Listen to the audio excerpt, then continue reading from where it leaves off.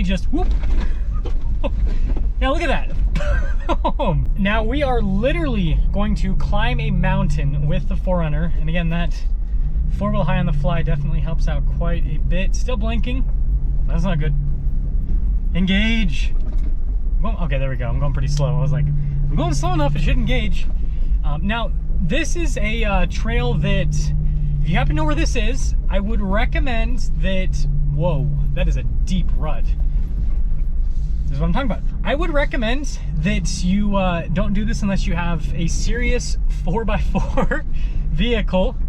And oh my goodness, yeah, look at the size of these things. Maybe it doesn't look like much on camera, but like, that's what I call like a wheel consumer. Something like that would just completely nom the 4Runner's wheel. But yeah, you gotta have decent ground clearance, really good tires, and 4-wheel drive.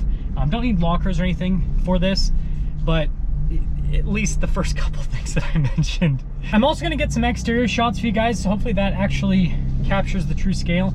If I sound out of breath, it's because I am. I think that this goes up to like 9,000 feet elevation. It's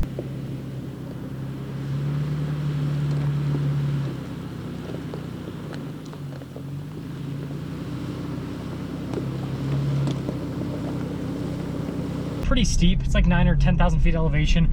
I live at like 4,000 feet elevation, so I'm used to high elevation, but not this high per se. 4Runner's not struggling whatsoever. That Hardy though, on the other hand, apparently so.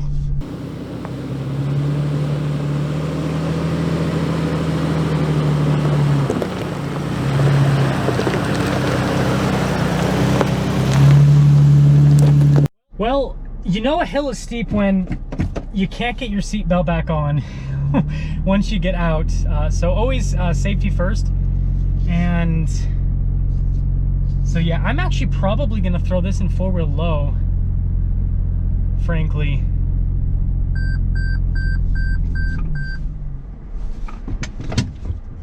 Okay. So this is really steep. Now I can finally get my seatbelt back on. There's a little part, oh, wait. There we go. I was like, there's a little part there that I couldn't put my seatbelt back on because the 4Runner was angled at such a crazy angle. Anyways though, this thing is just crawling right up, trying not to hit any trees because this one doesn't have a wrap unlike all of my other vehicles, and so don't want to scratch this paint, but it is white paint which hides scratches pretty dang well, so I'm not too concerned. Okay, yep, this is definitely a, okay, we're gonna put this in neutral. This is definitely a 4-wheel low trail. Gosh, I forgot how steep this thing is. Again, it probably doesn't look like anything on camera, but this gets right around 30 degrees in terms of the incline. So yeah, it's pretty crazy. Actually, I'm gonna set up the camera for you guys again so I can prove my point here, but I won't be able to put my seatbelt back on, sadly. Okay, again, the only reason why I'm not wearing a seatbelt is because, well, can't get it back on. But this exterior shot's not gonna be perfect. I could not get the 4Runner in view.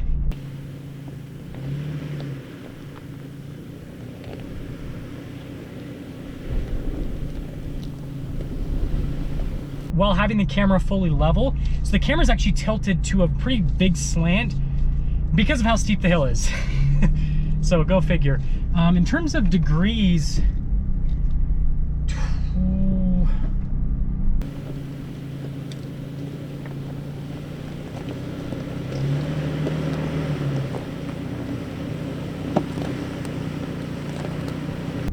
dang.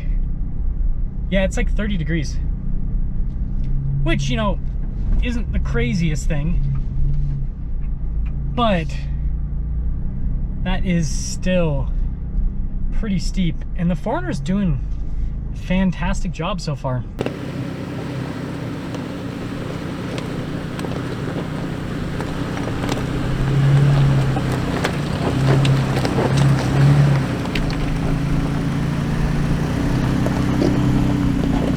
So this next section here finally gets to a point where it actually flattens out, and so gives us a little bit of a break, I suppose, until we do the final stretch, which is extremely difficult. And right now I'm having a mental debate of whether or not I'm going to do any exterior shots. They probably look pretty cool, but I don't know if I feel comfortable stopping with how steep it is. So we'll see. Man, these rock ledges are getting pretty gnarly. Why does the front camera go off? That's annoying.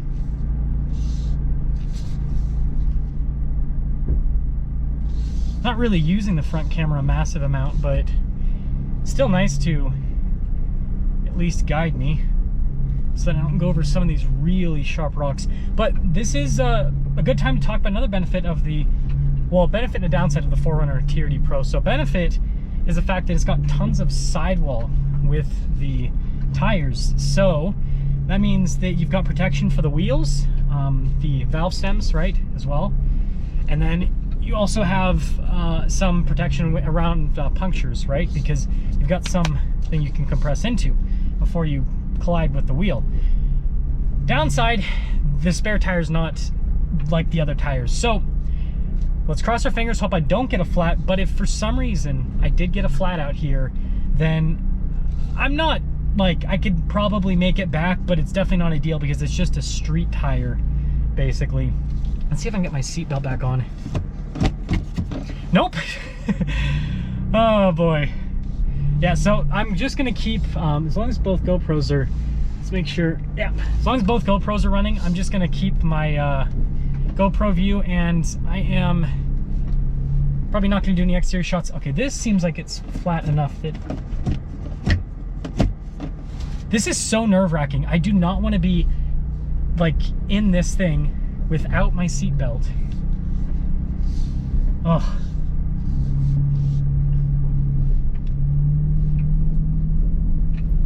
I guess we're gonna speed run this, as the video game people say.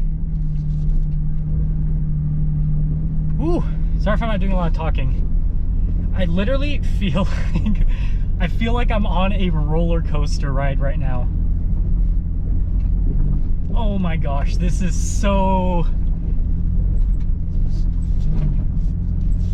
nerve-wracking. What gear is this thing? Are you kidding me? It was in 4th gear. I'm like, why do I feel like I'm losing power? Toyota, what the heck are you thinking? 1st gear. Ah! I think we're gonna make it. Yes. Oh my goodness. Oh my gosh. Well, we made it up. Toyota's system decides to put this in 4th gear while we are climbing a 30-degree incline with no grip whatsoever. But manual mode saved the day, and I mean, I'm sweaty because I've been running up and down, but still, this thing's a beast. Just to put this whole thing into perspective, I've got this little rock here, and don't worry, there's nobody down there. But just to show you guys how steep this is, I'm just gonna lightly toss. And it's, yeah, it's a long way down. It's very steep. I mean, just to give you guys an idea, that over there is the rock crawling area that we were at earlier in the video. And let's see, so if you follow this trail all the way down and through the mountain, all the way down there, where everything looks like ants, that is where we started. And so, yeah, this is a huge, huge elevation change in a very short distance. Okay, so, oh, I just hit my head in the window because I'm trying to see, where I'm going. I have to make it down because, well, if I don't, my wife will kill me. I know that sounds crazy because obviously if I don't make it down, that means that, yeah. Anyways, we are in 1st gear, and I turned the whole traction control system back on so that if things start slipping, then hopefully stuff stops it from slipping. Just taking it nice and easy. I know this is probably really boring. My backpack's starting to fall forward. I know this is probably really boring because of the pace this is at, but hopefully you guys can see like how everything is angled. This is pretty dang steep. And it's not just like, because a lot of journalists will do like a little dirt hill that's maybe this steep. This is an entire mountain, okay? This is an entire mountain that we are contending with.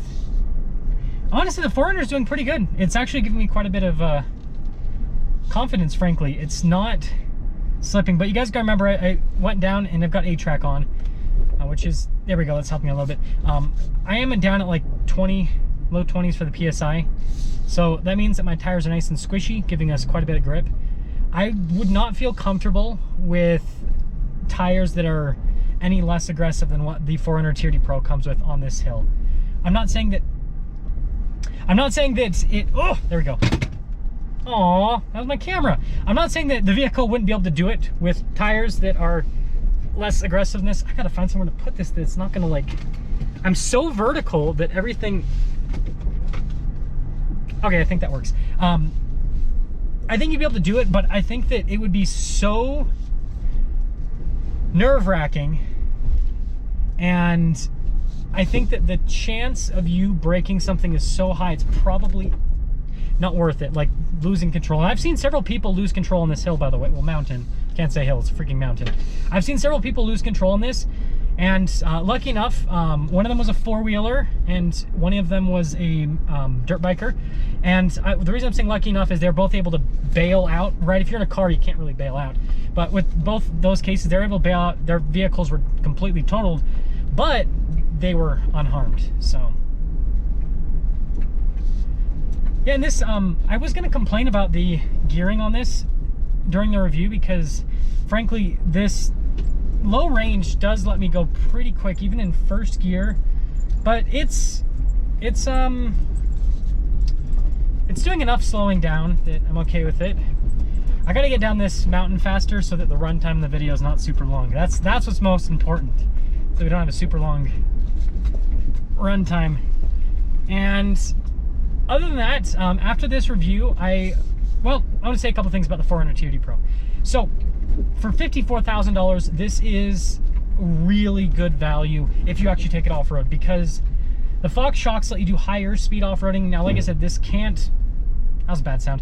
This can't quite handle, you know, Ford Raptor, Ram TRX level of high-speed off-roading. So, like I said, don't take this off.